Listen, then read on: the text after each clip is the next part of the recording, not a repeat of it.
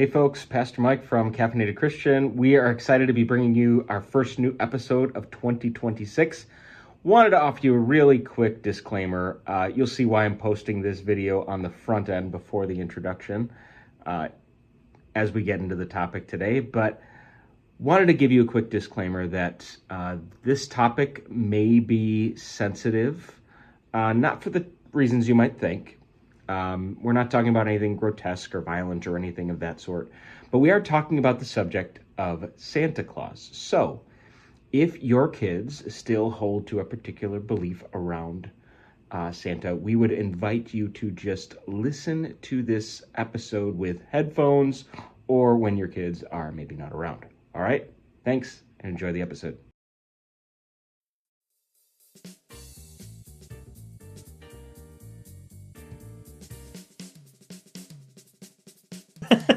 Welcome back to another episode of the Caffeinated Christian Podcast. I'm one of your hosts, Ryan Willett. I'm sitting here with Pastor Mike Rigglesworth. It is a few weeks since we recorded a new podcast, and I hope everyone's Christmas have been fantastic. I gained a few felt pounds. Like eternity. I know, right? It's been a long couple right? weeks. Yeah. It's been a few weeks, yeah. We needed a break for the holidays, though. Yeah, we did. It's a bit chaotic this time of year. It is, especially for some of the other stuff that we do. It picked up for us on the other end, so we had to compensate. So we dropped some, I think, pre-recorded ones and then some old ones that were in the vault. We released again. Yeah, mostly classic episodes. Yeah. Classic, okay. Yep, a sermon by me too to keep the rotation going.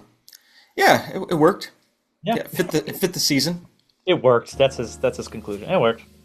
But yeah. Mike, what are you drinking today? I'm drinking. Okay. Glasses are coming off for this, Mike. I am drinking like this pistachio chocolate. It's like Dubai flavor. Whatever one. Like, first of all, you know what I'm talking about?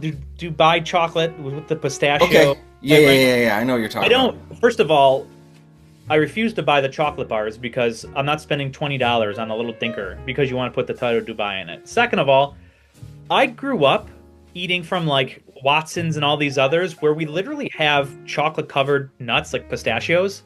Yeah. I don't understand what's the fascination with this combination that they've made with this. It tastes like pistachio with chocolate. Congratulations. I don't get the rush madness to celebrate Dubai chocolate. I don't get it. You know what the way you describe it, you know what that reminds me of? Is when Chick-fil-A first came to Western New York. People were going nuts over Chick-fil-A. Like, a guy, stabbed someone in the drive-thru line because he wanted chicken. It's just stupid. Wait. Well, did he reach out the window? Did he just, open your window, sir? I don't know. I just know there was a stabbing in the Chick-fil-A drive-thru when it first opened. It's just, you could look it up. But I can just see that happening over Dubai chocolate. I don't get it. I don't get the fascination of pistachio flavor with chocolate and why Dubai makes the claim on it when I've been eating it for 30 some years. Is it worth it though? Does it taste good? No, it just tastes like pistachio with mocha. I don't. But you're drinking it. I know, but so let me put it this way. It's good, but it's not like, hey, I need to create a new culture around this flavor profile and see if I can get people to go nuts. It's chocolate and pistachio flavor. A thing I've been literally for decades have had flavor from. You know, our listeners can't see your cup, but I love the Superman cup and how the underwear is on the bottom of it. It's great. It's so good. I have a Superman cup in my office at church, and it's just blue and it's got the logo on it. Okay. But doesn't have the underwear. It's like the Zack Snyder version Superman mug, you know. Yeah, Superman's the best. Hands down, I'm sorry. Superman's great. I do like, as I've gotten older, I've appreciated Batman. I got a really good meme the other day. Shout out to my brother-in-law John who sent me this. He said, "I am half Spider-Man, half Batman. Which half? No powers and no money." That's funny. So next time somebody asks me, I'm half Spider-Man, I'm half Batman. I have 3 kids, so no powers and no money. I'm full the blob. That's all I am. Full the blob. After Christmas. Mike, what flavor are you drinking? So today I am sipping on Mount Comfort coffee. This is the El Salvador flavor. Mount Comfort's just an excellent coffee. I've never had a bad cup from them, not once. It's just standard coffee. They don't go crazy with flavors. They just get coffee from El Salvador or Guatemala or wherever, and you get them whole bean, 40 ounce bag from Amazon. We got the subscribe and save and ground this up before coming on to the podcast with you, and price go up at all? Great boost to the middle of the day. I don't order it. My wife does, so she would be the one to tell you. Because I'm thinking they're importing it, so I'd be interested to know what the price difference is, if there is any. I don't know, but it's worth it. We'll occasionally get the French roast from Starbucks, the whole bean of the French roast, and the beans are almost black. That's how dark these beans are. Yeah. And you might not like stronger coffee, but when you have 3 kids, 7 and under, and one of them's just 6 months old, you need the strongest coffee you can get to make it through. And I don't mind strong coffee. I just don't want tar. I get that. Yeah. We have to actually scale it back because there's so many scoops to make a full pot of coffee. It's like we scale that back for the French roast. Like instead of 6 scoops, we only put in 5. Okay. Yeah. That's great.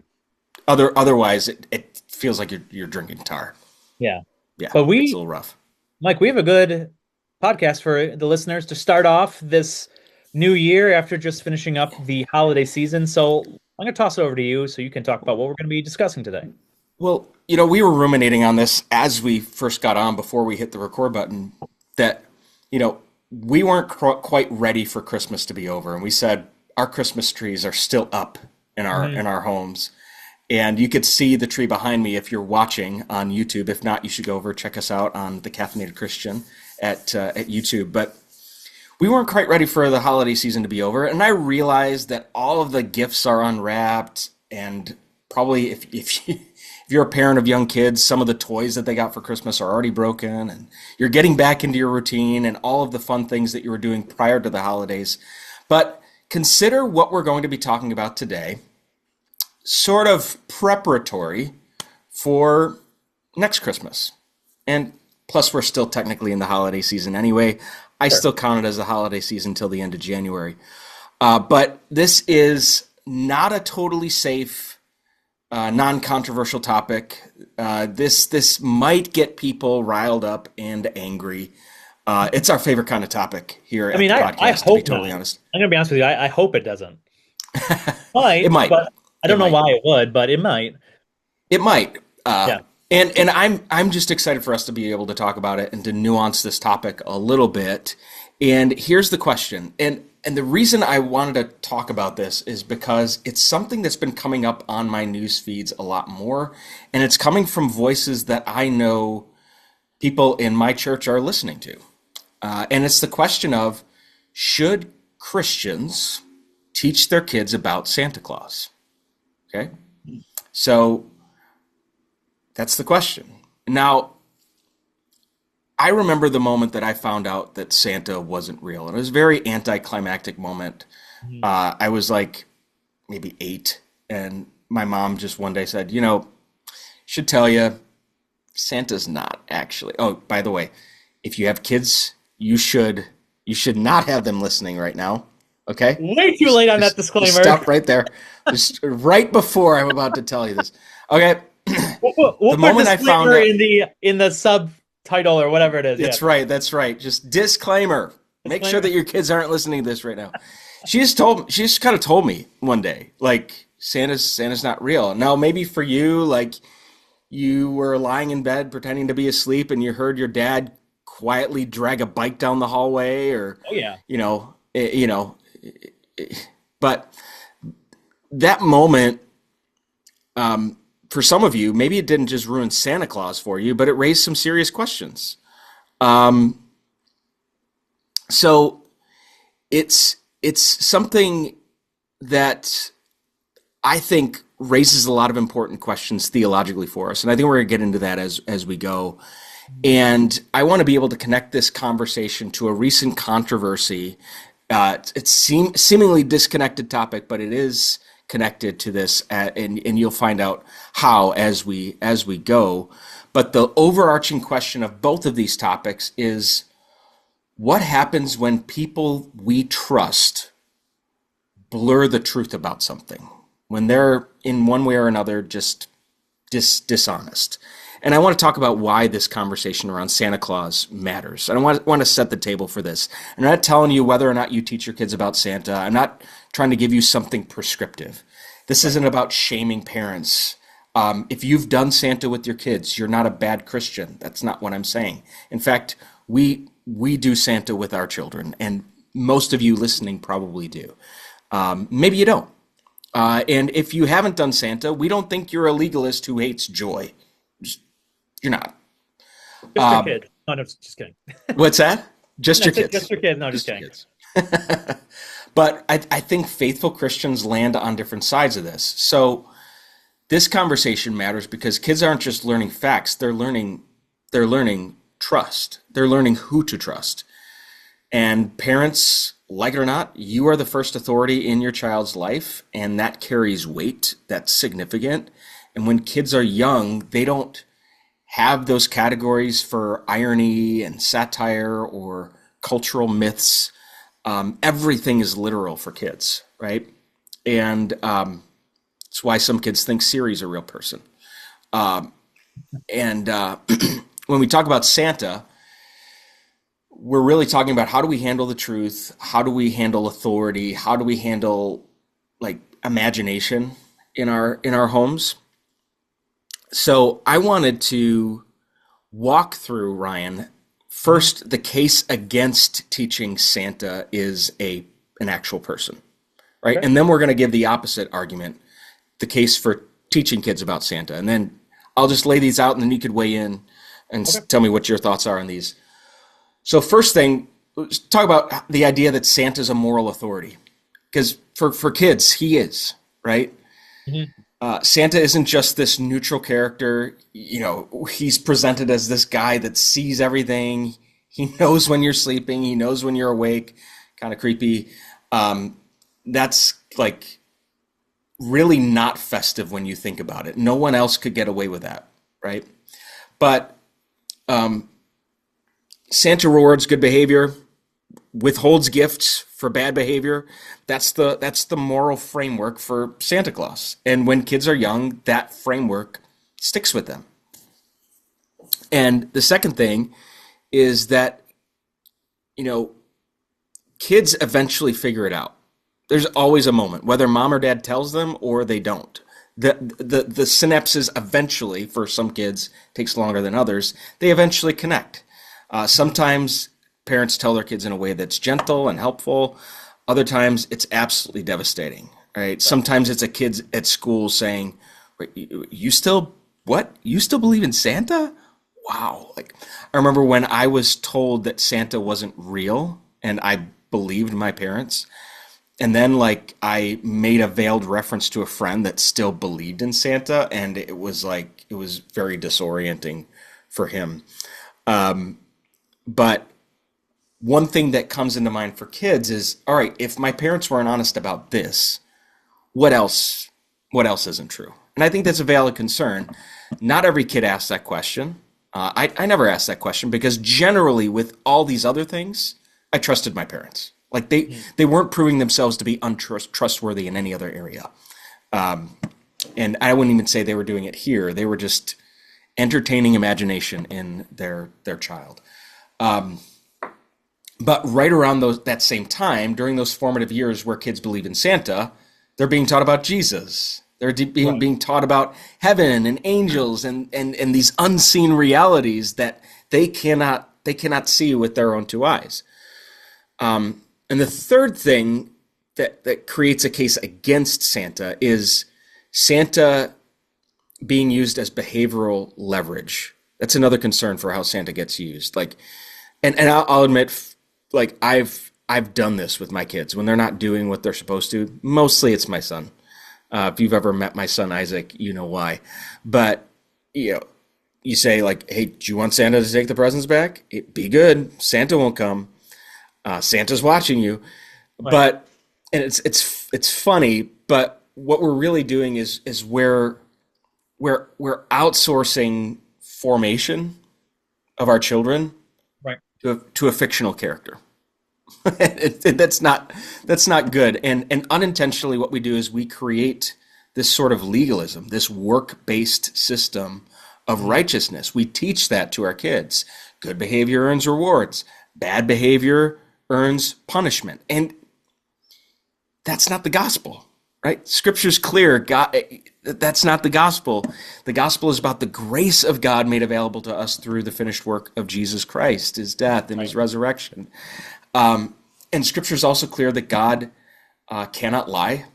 Titus 1 verse 2 tells us that. Ephesians 4:25 calls God's people to speak truthfully. So for some parents, opting out of Santa is going to be about those things. And that deserves respect.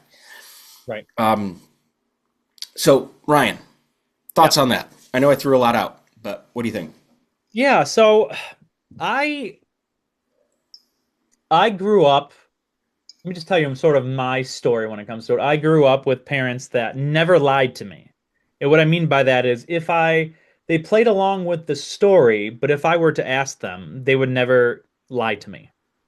If I was 2 and I asked them if Santa was real, they would say no. But I never asked that question. And they never deliberately went like, "Hey, do you think Santa's real?" "No." "Why not?" They never did anything like that.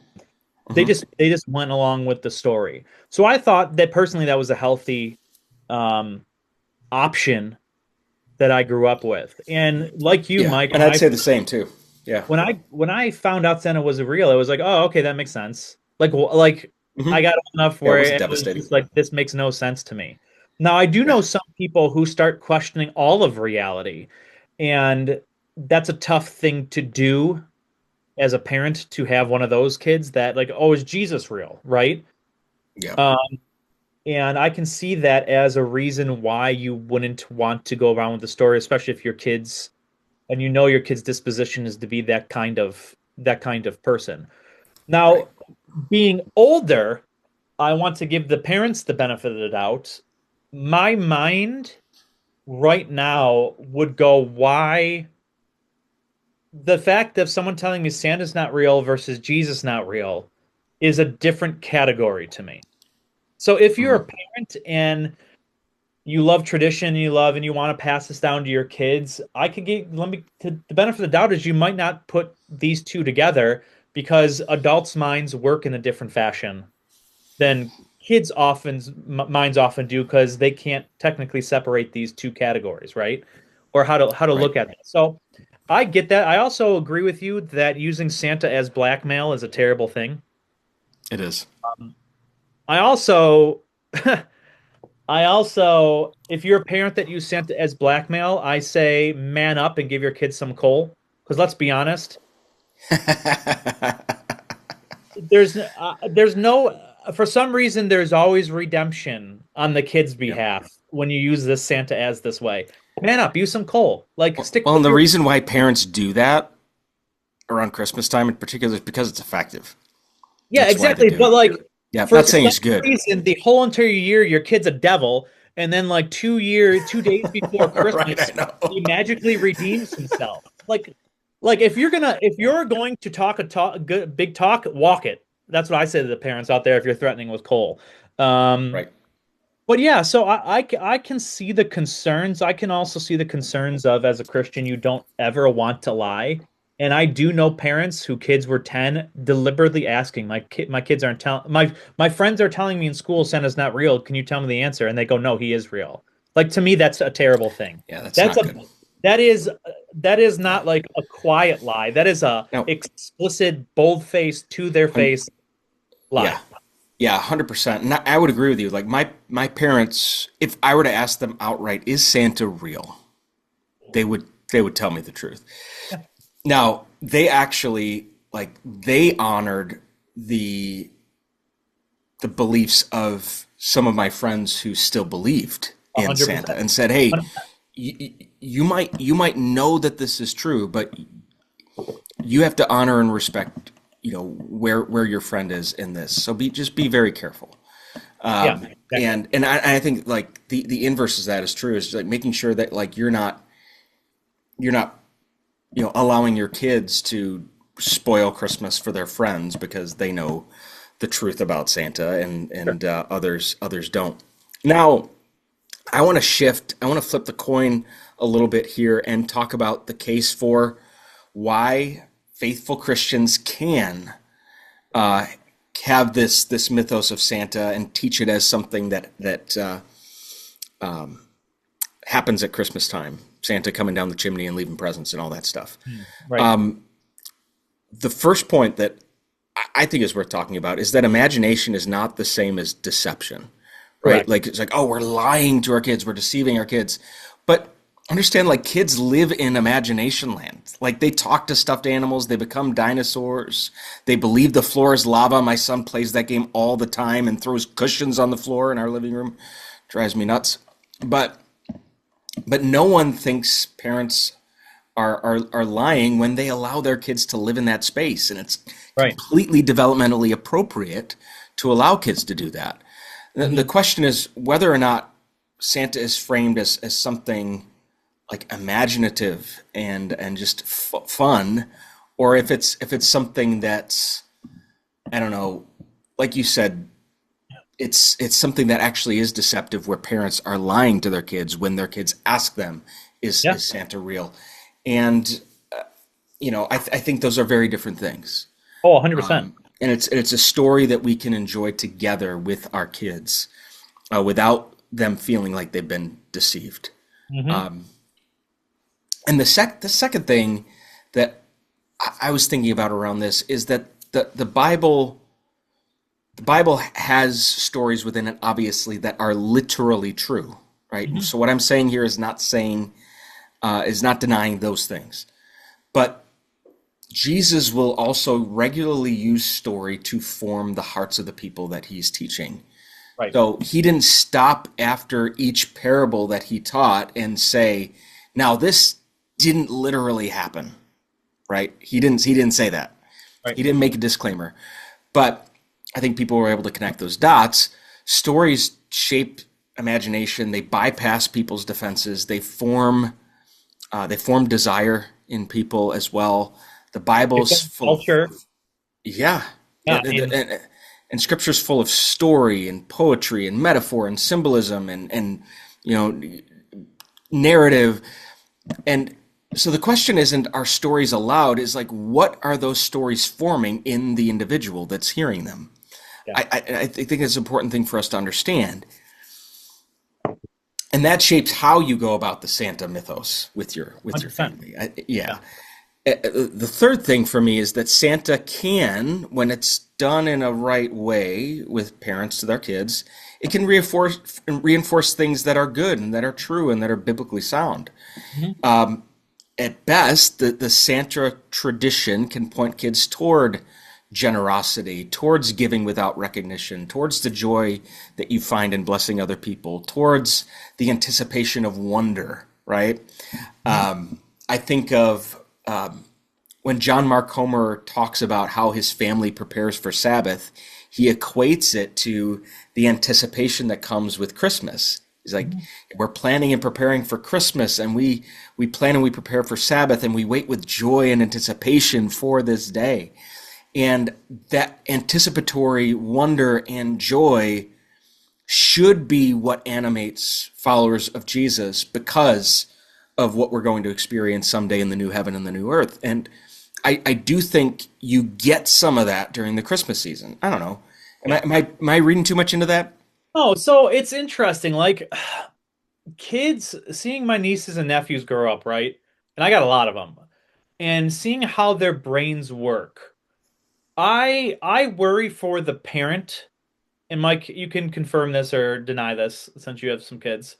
Hmm. Um, my sister has been very explicit with her kids that when they ask, they say this is a story, this is a fun thing that tradition to do around it. They're not walking around going like Santa ate the cookies or blah blah blah blah blah, right? Yep. But their kids create an imagination with their imagination, a story in their head that he becomes real. And my sister lets that be, lets them have fun, lets them discover and have the joy that you're talking about. I worry that Christians, out of fear of I need to be truthful and everything that comes from that, will push hard against that. If you have a 3-year-old daughter who you say, "Hey, let me just tell you, this is just a story," and she starts to create an imagination where it is true, but because you love truth so much, you have to keep pounding in her that Santa's not real, you're going to hurt her in the long term. Yeah. And I have seen it personally in my life play out. So I think there's these extremes that we're Christian, we tell the truth, so I'm not going to let you, even in your imagination, believe falsehood. And that is a dangerous thing to do. But yeah, I mean, let the kids mind wander. My gosh, I liked imagining things as an adult. I don't need someone to come in and beat me down every 5 seconds that my imagination is. Right. Like, stop it. Just stop it. And I think for some parents in that regard too. Yeah, I think some parents need to be reminded too, like, yes, hold fast to truth, but like Jesus came in the full measure of grace and truth. And so there's a measure of grace that you need to have for your kids and allowing them to be kids, right? I think that's important. And I think there's a difference between someone using truth as a club versus someone using it as a feather, but the other side feels that it's a club. Right. Does that make sense? Like, one, you're literally trying to beat someone down. One, you're doing it gentle, but they're feeling it this way. There's a difference there. As a Christian, we should never use it as a club. But if they feel that it's hard and hindering, well, let's show them that we use it as a feather. Versus going, no, I'm beating you with it, right? Because that's going to be damaging to the person you're dealing with. And part of raising your kids well in this particular area is knowing when to intervene and when to just let things be. Like, let them have fun. They're gonna have the rest of their life knowing that this is not real. They're gonna figure it out.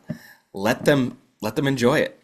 And it's also it can also create an ostracizing effect with them and their friends who do believe in that Santa mythos too. Yeah, and I would love to be able to get back to that wonder that I had when I was little. Yeah. I yearn for that sometimes. But me and you being our age, we're like 40. We're not like 800 years old. Why I say it that way? No, just feels that way sometimes. Having jobs and having families and being out in reality, my gosh, would I love to just have the joy and wonder that I did when I yearned for that at Christmas time. And it's tough because I understand reality, where I'm just like, oh, we got a budget.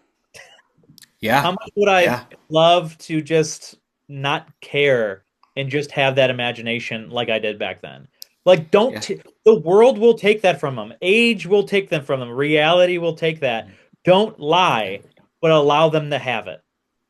But you can recapture some of that wonder through, I think, studying theology, studying 100%. Deeply about who Jesus is. Man, you can recapture some of that wonder that way. But it's wonder that's rooted in something real, not something mythological. True. Yeah. And coming back to the Santa thing, many families will intentionally downplay Santa and center Jesus while still allowing Santa to be a part of the joy of the season. And I think there's a place for that. Like, I think maybe this is a good way to put it, that Santa can be the seasoning, but not the main course at Christmas time. Yeah. I think that's a helpful way for us to consider it. And growing up, this is the fourth point I wanted to make. Growing out of Santa can be done in a way that's good. Can be a way to disciple kids. Like we talked about this. Most kids don't experience finding out the truth about Santa as a deep betrayal from their mom and dad. They experience it as a natural transition. I think, into adulthood. Like Yeah. you're putting off some of the things of childhood and trading them in for something better. Like, and when you're an adult too, with Christmas, things change. You find joy in different things than you did when you were a kid. You don't get loads of presents. I don't get lots of toys for Christmas. I get underwear, right? Yeah, right. And like, okay, like, I get I get, I yeah, get Home Depot gift cards because I gotta fix a leak. yeah, yeah. I think I got some of those too, but it's a growing up moment when you find out Santa's not real, and that's how I see it. So parents can say something like, Santa was a story that we shared to celebrate generosity and giving.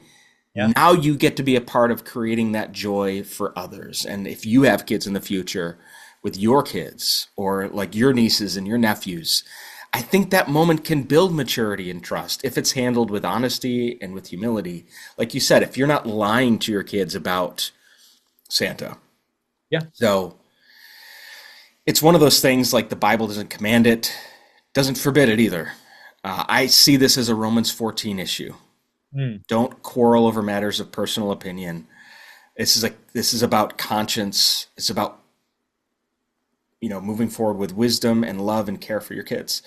Yeah. And I would say the guardrails around this, no matter where you land on this, whether you celebrate Santa or you don't let Santa replace Jesus. If he's more central than Christ is, something's off there. Mm-hmm. One of the things that we do with our kids before opening any presents, we read the Christmas story. Yeah. And we feel like we need to keep that central. Like this Christmas event, this celebration that we engage in once a year, is just not in a vacuum, and it's not about consumerism. It's about something deeper and more transcendent than that. But if Santa's more central than Christ, that's a concern. The second is, like we talked about, don't weaponize Santa. Fear-based morality will backfire eventually. That's an issue. And three, you made this point. Answer questions honestly. Like, don't double down on something that's not true when kids' curiosity shows up. Be honest about it. Yeah. And then four, just like, if there is damage done, work to repair trust quickly. Like, I have the benefit of parents that were willing to apologize when they screwed up. Mm-hmm. And if you see that allowing your kids, I'm sure unintentionally, but allowing your kids to hold onto that mythos longer than was developmentally appropriate for them, say you're sorry. Yeah, and don't humility goes a long way. Double down, and then later on, your kids don't trust you. Like, you had the opportunity to be truthful, and then you wonder why later on whether they'll. Well, I told them yes, and I don't believe you. Well, yeah, because you doubled down on all your falsehoods. So be truthful, but there's a good line to toe, Mike, and I've had great parents that knew how to do that, and especially knowing their kids on how to do that. Mm-hmm. I think it's, like you said, Romans 14, it's a wisdom. If you have a kid that is going for sure all truths because of this, then you do it differently. If you have a kid that who's let the imagination soar, like me, where it's just like, this is great, and when I found out, I was like, all right, where's dinner? Right, yeah. And like when my mom told me, I'm like, okay, do I still get presents? And she's like, yeah. I'm like, oh, okay. Right, exactly. I get presents. Right? Well, yeah, it's still going to work the same way it always did, but right, and it's deeply, I think, materialistic, but it's yeah. Like, I think if your parents didn't give you presents, that would be an argument that them saying Santa was fake. It would be an argument against, because now you disbelieve, and all of a sudden presents don't show up. Right. You see what I'm saying? I feel like that year you have to give them presents as proof. Yeah, I get that. I get that. Could you imagine that? No, we're Santa. Okay, no presents. Like, well, you making me disbelieve now cost me presents. That would be my conclusion. Mm-hmm. Yeah. Don't do that either. Right. All right. All right, Mike. What's the next topic that we have? This one's unbelievable. If this is actually true, which I think it is, this is unbelievable. Yeah. So, now we're going to pivot because this same issue of trust, to segue from the Santa issue, we want to create kids that ultimately trust us because we want them to ultimately trust Jesus when they grow into adulthood. And like it or not, your kids are going to encounter people that claim to have the truth, and they are not walking in it. Now, this same issue of trust shows up in a very different context here. Worship leader and activist Sean Feucht released what he framed as a prophetic prayer about what God is saying in this particular moment. And what I'm going to do, I'm going to read you this prayer. And it's. I have a question for you before you read this. Sure. Do these really, I guess I'm confused nowadays what prophecy means. Sure. Because I'm reading this thing, right? I don't see any prophetic, I don't see any prophetic notion to this. Like, I don't either. Just because you pray over someone and you wish them good things, I don't understand what is prophetic about it. I don't get it. Yeah. Like, to me, this is just someone praying. Yeah, I would agree with you there. I don't know why the language of prophecy was tacked onto this, because there's nothing prophetic about it. I think it's because it's from the Pentecostal stream. Everything has to be prophetic. It can't just be a prayer. It has to be directly from the Lord.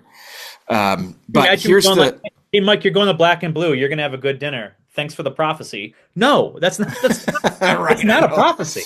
It's just the fact. Yeah. So here's the prayer. This is directly from Sean Feucht. I'm going to read it. Across the earth today, believers gather to worship Jesus. In tents, in basements, under trees, and in secret places. Many risk their freedom. Some risk their lives. All declare that Jesus is worthy. Lord, we pray for the persecuted church. Strengthen the weary. Protect the vulnerable. Comfort those who mourn. Give courage to those who stand firm in the face of threats and violence. Let their worship rise like incense before your throne. Let their faith shame the darkness. Let their endurance preach a sermon the world cannot ignore. And the direct quotes from Scripture here, Hebrews 13:3, remember those in prison as if you were together with them. John 1, verse 5, which I'm preaching on, by the way, this Sunday. The light shines in the darkness, and the darkness has not overcome it. And then he closes with this, we stand with our brothers and sisters, we pray, we remembered, we do not look away. Jesus be glorified among the nation. And it says in parentheses, this is from Mozambique earlier this year. So I guess he wrote this on his X account when he was traveling. Now, this is a pretty good prayer, I think. It's a good prayer, but it's not over. At the bottom, this is something that Sean Feucht posted. At the bottom of the prayer, it says, if you want it shorter, comma, more prophetic, comma, or... So if you've ever used ChatGPT, if you type an initial prompt for what you want it to do, it will respond to you. It interacts with you, and that is the exact response that ChatGPT would give after you've made a prompt. If you want it shorter, more prophetic, or I don't know what is after that second or, but yeah, right. He accidentally posted ChatGPT's reply. He made that mistake. So, obviously, this prayer was generated or significantly assisted by AI. Now, you could give him a benefit of the doubt here that he might have written the prayer and he might have asked, all right, make it grammatically correct or something to that effect. But This is important because, AI muddles the authorship of things, doesn't it? Like, who said this?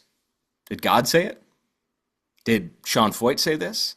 Did a machine trained on someone else's words say this? And when someone says, all right, and I agree that this isn't like a prophetic word, but if you're using the term prophecy to describe what he's talking about, prophecy is something that's tested and weighted and discerned. It's never just something that's put out there without any type of accountability. At least it shouldn't be. Right. And when someone says, all right, God told me to say this, they're saying this is from divine authority. And what we're seeing here is, I think, it's sensationalism. There are these big things, these big claims that he's making. And I'm not talking about necessarily this prayer here, but he's made a lot of big claims, but he's had very little, if any, accountability, unfortunately. And when people who follow Sean Feucht, because it's not just about Sean Feucht, it's about who Sean Feucht represents, which is Jesus, when they find out that he used an AI tool to generate this prayer, trust collapses. People feel burned. Yeah. People don't feel like they can trust this person. And even though there should be a distinction between Jesus and his church, Jesus and those who represent Jesus, a lot of people have a difficult time making those distinctions. And that's how cynicism continues to build and grow in people. So that's my concern. Yeah. So no, I 100% agree with those concerns. And then there's once again, this makes me question if the picture's real or it's an AI generated. I don't know anymore. It looks like, I mean, if he took it from his iPhone, then he needs to go back to Verizon or wherever he got it and get a new phone. This looks like it was on the original Nokia. I mean, even the hands look like it's AI because AI stinks at making hands. So I'm not even confident this picture is real. But I will say this, Mike, it might not be. I wouldn't be shocked if, I mean, the eyes are weird. I mean, I wouldn't be shocked if this whole thing was requested in ChatGPT, because if you just wanted to correct my grammar, it's very weird that it would ask if I want it more prophetic without an original context clue of being prophetic or making it prophetic. I don't know why it would follow that it would ask me that question. But either way, Mike, say it is this case. I don't understand. I'm trying to be as nice as possible. I don't get why anyone would. I mean, it's a simple prayer. How many words can it be? 100? Look, 15 sentences? You couldn't figure that out yourself? That you, like, are you that busy in life that you just don't want to, like, sit down and go, hey, let's pray for the persecuted church, strengthen the weary, protect the vulnerable. Mike, I could give you something right now without the inspiration of the Spirit and tell you this. Like, I don't understand. It's not hard to write that. It's so difficult that you needed ChatGPT to write something for you. I mean, that's very pathetic. I don't want to sound mean. That's that's sad. If someone's claiming to be like a prophet and a leader of the church, that they can't take 5 minutes, maybe 2, to write something like this, that they have to use a technology and then call it inspired. Now, he could say, let me give him an option out, right? But let me still approach this option. He could say, I had ChatGPT write it, I read it, and the Lord told me to send it out. But that still doesn't go against dude, 2 minutes it could have wrote this. Really? That lazy? You didn't want to think about this yourself? And then you want to call this inspired? Like, my advice to him is be better. That's my advice to him. But yeah, if that was the case, I think it's really sad. It's really sad because none of this is really like prophetic or like really deep. I mean, every pastor nowadays prays like this.